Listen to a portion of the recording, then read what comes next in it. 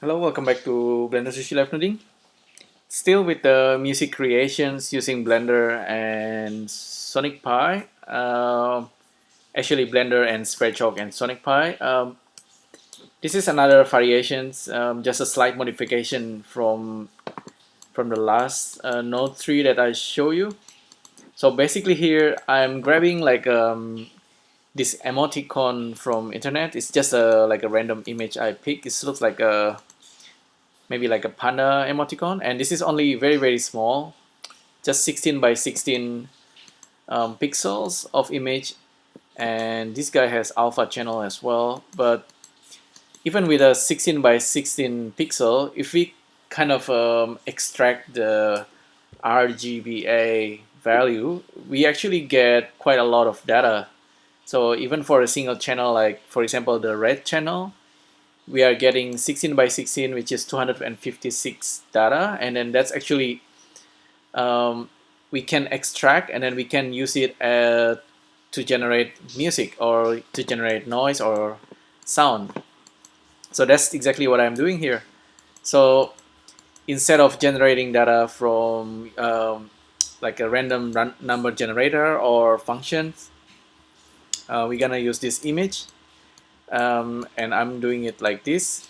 We already know how to do it. Just have the image, and then this is the panda image, and we filter it out, filter by name, and then we use object ID set mk2, get the pixels, get all the pixels, which is the 256 times 4 channel, and then we split the channel into RGBA, so split size 4, and the output of this goes into the color out, and now we can separate the red, green, blue, and alpha.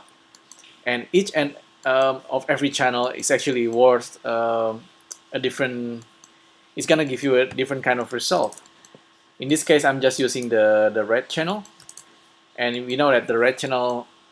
Now the next step that we do is very important. I'm using this map range, and we know that with the RGBA in Blender, the value that's coming out from this image is actually, you see the RGB there. The value is actually between 0 and 1. 0 means black and 1 means white. So we have like quite a range of value we can play with, and we can map it into our like a MIDI or frequency. So in this case, I'm making it between 88 and 100, but this can be any value. It's totally up to you. Maybe even make this a bit higher. So as a result, if we pipe this into this guy, into the scripted nodes, this is gonna send it into Pythonic, and it should generate our music. So let's play it.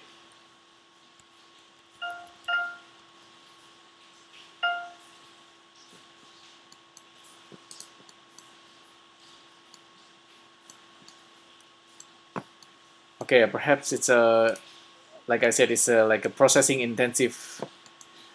Um, Somehow it's there's a lag or delay once it start doing this recording, and then my machine is getting hot here, and it's just stopped playing.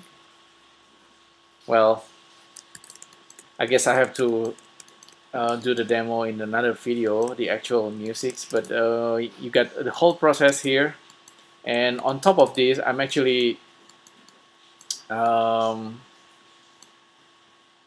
there's one more thing that I want to show you. Instead of, you see at the moment the visualization looks like this, and then we know that this is like 256 beats for everything, like for the whole stream of music.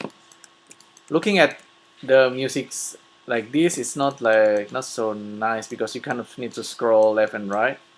So if I get rid of these visualizations and then look at it differently, this is a different way we can visualize this music. So it's a circular, and we already know how to do this.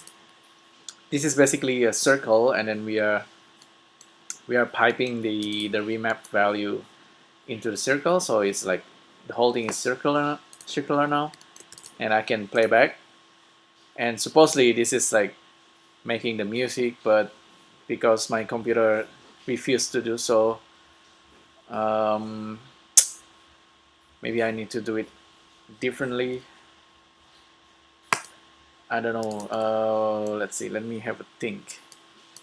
I don't know if I actually if I'm doing it from Pineapple, maybe it's gonna run it. No, it's actually, yeah. Even this doesn't work. This is supposed to be playing music. Huh, very interesting.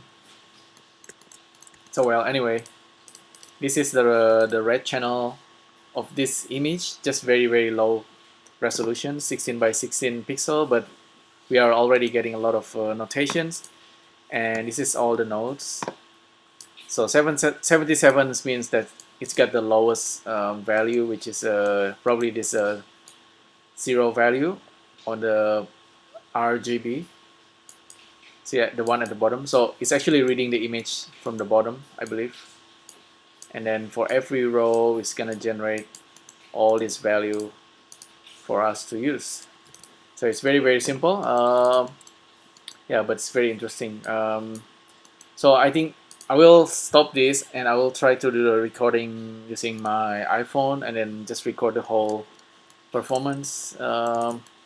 Yeah, so that's pretty much it for this live noding. Hopefully this is interesting for you to try, and I'll see you in the next video.